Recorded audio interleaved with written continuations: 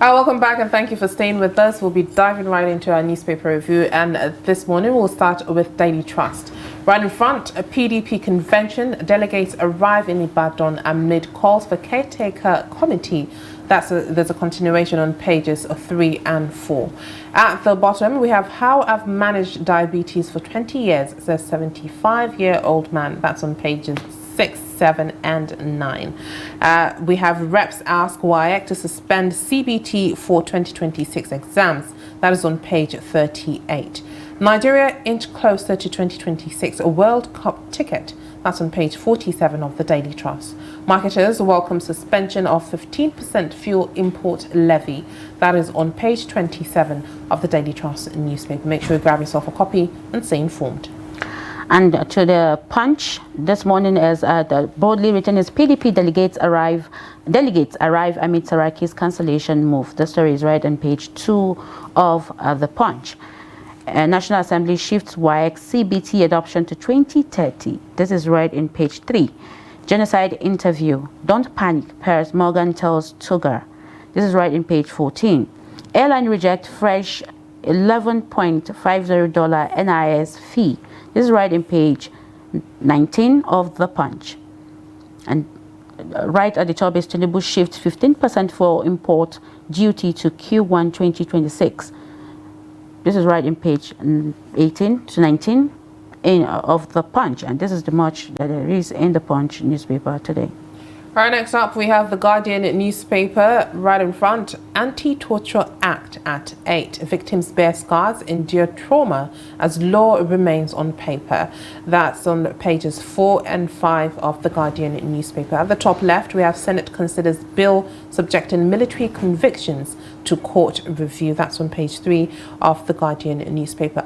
ASU may resume full-blown strike on November 21st over selective implementation of pacts. That's on page 3 as well of The Guardian. Nigeria supplied 12.6 million barrels to Dangote, says NMDPRA. That's on page 3 as well of The Guardian newspaper. Passengers stranded after train breaks down in Kaduna. That is on page 29. Tax burden on airlines threatens aviation sector, operator warns. That's on page 7 of the Guardian newspaper. Confusion, crisis swirl around PDP convention amid conflicting court orders. That's on page 6 of the Guardian. African Union chief dismisses genocide claims as Obi tasks editors on nation building. That is on pages 6 as well of the Guardian. At the bottom, ADC says fresh 1.15 trillion naira loan exposes Tinubu's addiction to reckless debts. That's on page 3 of the Guardian newspaper. Make sure you grab yourself a copy and stay informed. So joining us to review those headlines with us is Ben Sharman. Welcome to the welcome to the break, Ben. Mr. Thank you very much. After almost a year, Absolutely. I was always being at via Zoom. Studio so nice to see you it's guys. Nice to see you right in the studio with us. Thank you very much. All right, let's start with Daily Trust. Right in front, PDP convention. Delegates arrive in Ibadan amid calls for caretaker committee. What is your take on this, with the back and forth that's going on and the conflicting court orders and them insisting that they would go ahead and proceed with the convention? I think it's just a bag of confusion. Let me just call it this way. But if they're able to come out of this clean with all these court injunctions, do it or don't do it, then you also have the internal wranglings. Now, Sule Lamido is fighting his own. He was removed, or rather not even given the right to contest. Now you also have the Damagum himself fighting those who are supposed to be very close to him, talking of the secretary, the legal, the director of legal services. They are under suspension. Also, now you also going in when Saraki is saying, look, the cost is not too clear. Can we have an interim kind of a thing? So how long will PDP be having interim this, interim this? When will the real convention come in? And that's why the Makinde group is saying, look, let us have this, no matter what comes out of it. And you could see that Wabara, a very strong member of the party, is saying, look, as it is now, this party is being destroyed by some people so that they launch it better around 2030, 2031. If you are saying all of this before elections could come, are you sure that the people the party represent will actually follow you? So I think there are some statements that the leadership will make that will kind of demarcate the party itself.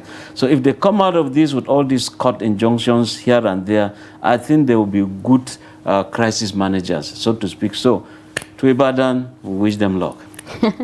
Still on the headlines on Daily Trust newspaper, reps ask WAEC to suspend CBT for 2026 exams.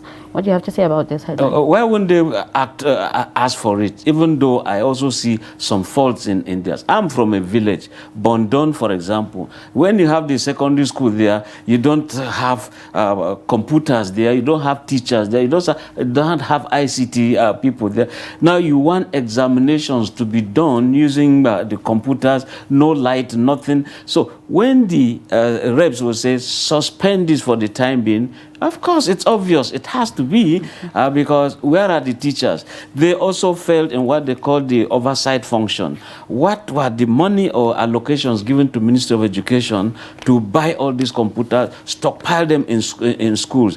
But it is good that WAEC too, and even JAM, they all are giving the Ministry of Education, the state governments, and everybody. They are firing them from the legs too, so that they can run faster. I think that on the spotlight, the examination bodies are saying we'll go on to this because they've waited for too long. So it's not as if some people will have to clap for the House of Reps for what they are saying. Hold on a while, because they also have a blame. They ought to have done some oversight function, ensure money is allocated, and as it is now, one is wondering whether allocations meant for issues of this nature are being captured in the budget. And meanwhile, we are running, is it 2024 budget or 2025 budget, when or diving into 2026 budget? Right. A whole lot of things that are waiting to be resolved. All right.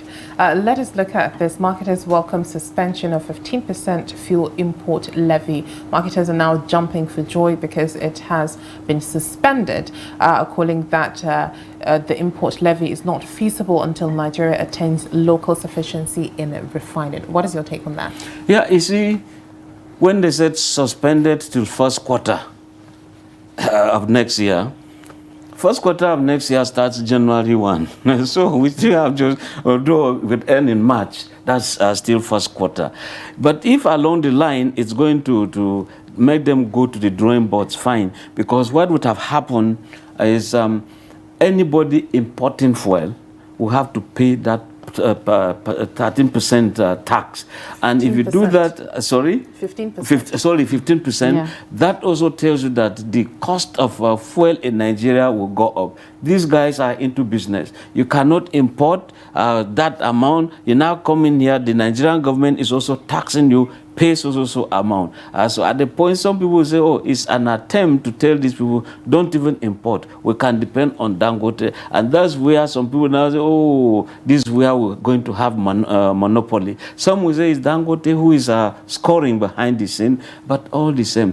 Are these things going to be good for Nigeria? Nigerians have been yearning for a stoppage in this because it's really not going to assist in terms of development. But Dangote is saying it's going to be good for Nigeria, stability in the oil sector, so we wait and see.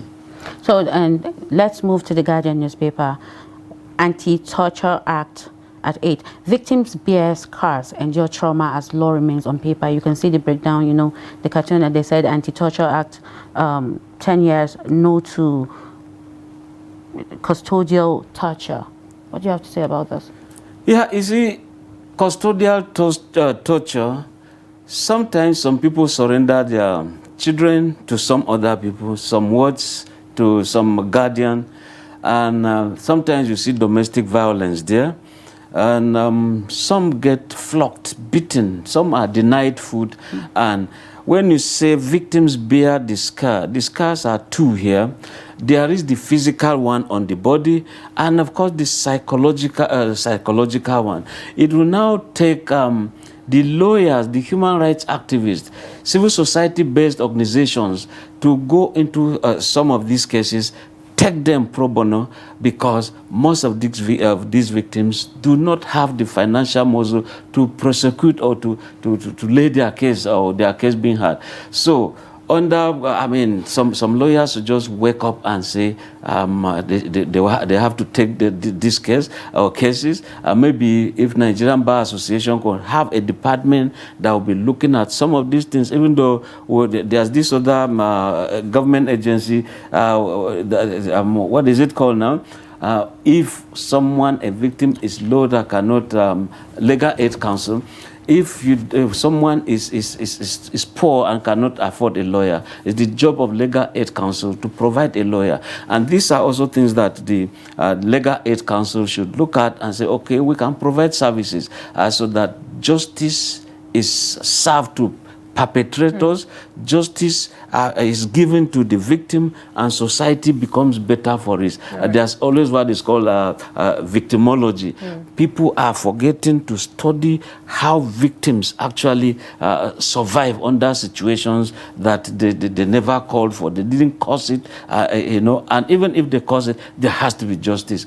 So I think that time has come that MBA, even Ministry for Women Affairs, any child department in any ministry, at NAPTIP, all of these agencies, they should wade into this and see how things could be better for the victims. All right. Now let's look at this headline. ASU may resume full-blown strike on November 21st over selective implementation of PATs. What are your thoughts on this, and what do you think the implications might be if they do go on full-blown strike? Resume, I mean. Full-blown strike. Yeah, if they resume it and they want to stay as long as the time President Buhari was there, for almost a whole year, academic year was almost gone, there are quite a lot of implications. You see, youths that would have loved to serve in the NYSC scheme are schemed out on grounds of age. There are some jobs they would have applied for, either military, customs, paramilitary generally. They say if you are age this, don't even apply, because you don't even know when you graduate. You don't know when there will be a call up for you to go for national service. And in all of this period, there is loss of years in service. And I want to question sometimes, why is it that the moment we have new leadership of INEC, the next thing that has to do to be is a strike? But government too, when you sign an agreement, why don't you, with all honors, sign that? You see, those days, you could see foreigners in universities. When we were in ABU, in the 80s, you could see that foreigners were there, they could teach and all that, from South Africa, Jamaica, America, Britain, they all were, you find them there. Ghanaians were there, But today, even foreign students, how many of the foreign students do we have here? So some of these strikes, they just say you don't just have stability in the academic section.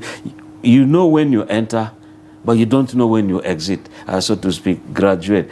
So I think that government should look at it, the university lecturers too should look at it. And when they say selective payment, that also tells you that if it is true, when you select, it means some people will get, some will not get. And what are the implications? The implications will boomerang the future of Nigeria. We want to train the doctors, we want to train the lawyers, we want to train the administrators, the environmentalists, and all that stuff. You see, everything will just, quite a lot of things that will just be boomeranging and affecting society. I think it's not too good a thing that constantly we are on strike in Nigeria.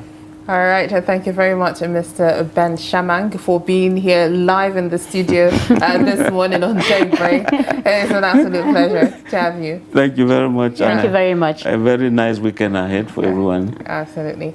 All right, that is all we have this morning right here on Daybreak. Thank you to all that called in, all our viewers, and our guests as well for contributing so much to the show. Make sure you tune in tomorrow morning at 8 a.m. so you don't miss out on Daybreak Extra. I am Habwa Adam Kiawa. Thank you for watching. And I am Maria Midris. Have a very nice day ahead.